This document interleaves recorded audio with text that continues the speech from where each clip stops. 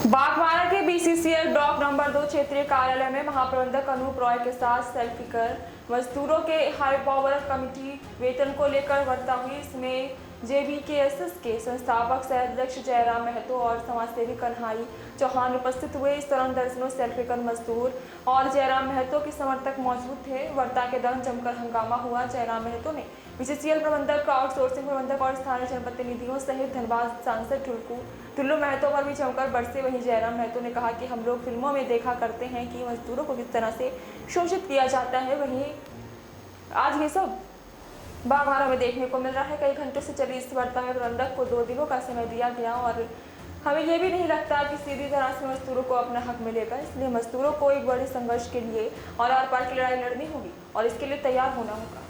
ये वार्ता तो बहुत ही आश्चर्यजनक है कि मैनेजमेंट के पास भी उत्तर नहीं है और एजेंसियों के पास भी उत्तर नहीं है कि मजदूरों को 8500 रुपये तनख्वाह दे कौन रहा है।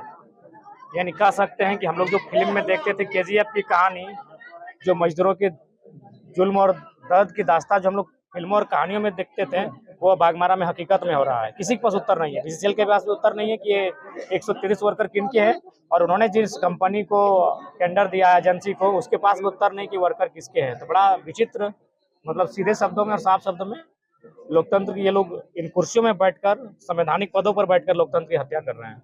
देखिए, मजदूर यहाँ एक ऐसा बागबारा एक ऐसा सिंडिकेट काम कर रहा है जहाँ मजदूरों को एकजुट होकर एक संघर्ष को अंजाम देना होगा। हमें नहीं लगता है शांतिप्रिय तरीके से मैनेजमेंट या फिर जो मांगे प्रस्तुत की गई है सामने मानी नहीं जाएगी। इसलिए हमें लगता है एक संघर्ष की आवश्यकता है और संघर्ष के लिए मजदूरों को तैयार करना होगा। देखिए, हमें बिल्कुल आज कुछ लोग भगवान की आड़ में, धर्म की आड़ में बहुत ही निम्न किस्म का कृत्य कर रहे हैं और उसी का प्रमाण बागबारा में देखने को मिल रहा है। बताइए, 10 वर्षों से काम कर रहे हैं, 30 वर्षों से काम कर रहे हैं, उनका ऑथेंटिक जो पेमेंट बनता है वो 25,000 30,000 बनता है, उनके अकाउंट में मात्र 8,000 आता है। पीएफ कटता है, पीएफ कहाँ जाता है कोई आइडिया नहीं, आइडेंटिटी कार्ड नहीं मिलता है, कोई सेफ्टी नहीं। यार, सबसे दुर्भाग्य की बात है कि मैनेजमेंट को पता नहीं कि वर्कर किसके हैं, बीसीसीएल के वर्कर हैं या फिर जिस कंपनी ने ठेका लिया है उसके वर्कर हैं।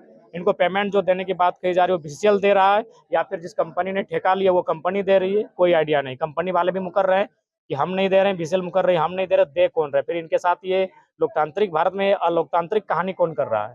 आगे की रणनीति हम लोग 2 दिन का और मोहलत दिया गया है, नहीं तो फिर हम लोग अनिश्चितकालीन चक्काबंदी करेंगे।